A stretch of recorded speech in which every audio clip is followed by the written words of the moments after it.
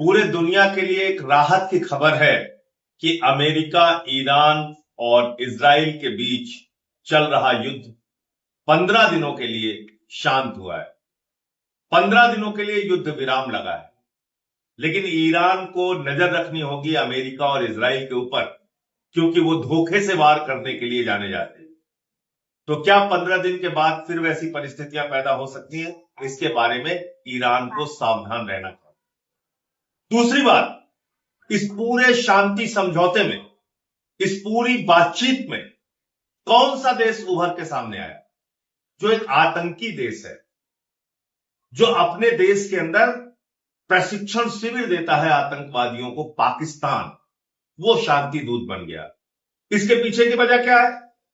हमारे प्रधानमंत्री नरेंद्र मोदी की अनपढ़ ही खीखी वाली विदेश नीति, एक ही खीखी जबरन गले पड़ो वाली जो विदेश नीति है, उसके कारण से आज भारत अलग अलग पड़ गया। अमेरिका ने आपका अच्छा उल्लू बनाया। मोदी पहले आपको इजराइल भेज दिया, वहां आप 2 दिन पहले गए और मेडल पहन के आ गए, और उसके बाद ईरान के ऊपर हमला कर दिया। क्यों आप भारत की प्रतिष्ठा को दुनिया में गिराने का काम कर रहे हैं?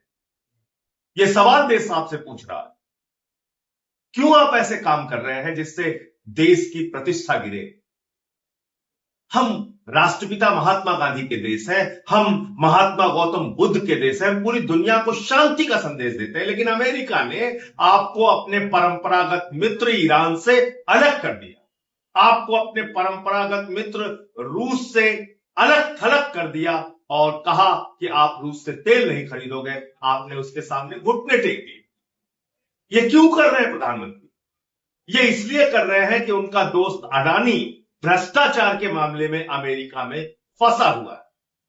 उनके 2 और करीबी एप्स्टीन फाइल्स में फंसे हुए हैं, और इजराइल के माध्यम से हिंदुस्तान में अपने विपक्षी लोगों के ऊपर नजर रखने के लिए, खुफिया जानकारी इकट्ठा करने के लिए पेगासस का इस्तेमाल करते हैं नरेंद्र मोदी। इसलिए इजराइल की हर बात को मानने के लिए तैयार। अरे आप हमसे लड़िए ना, विपक्ष के लोगों से जितना लड़ना है लड़िए, लेकिन देश के प्रतिष्ठा को चोट मत पहुंचे। आज एक आतंकी देश वो शांति दूत बना हुआ है, और जिस देश ने पूरी दुनिया को शांति का संदेश दिया, आपकी गलत नीतियों के कारण नरेंद्र मोदी जी, आपकी अनपढ़ ही खीखी और जबरन गले पड़ो की विदेश नीति ने भारत को आज अलग थलग कर दिया। यह हम सब के लिए बहुत दुख और अफसोस की बात है।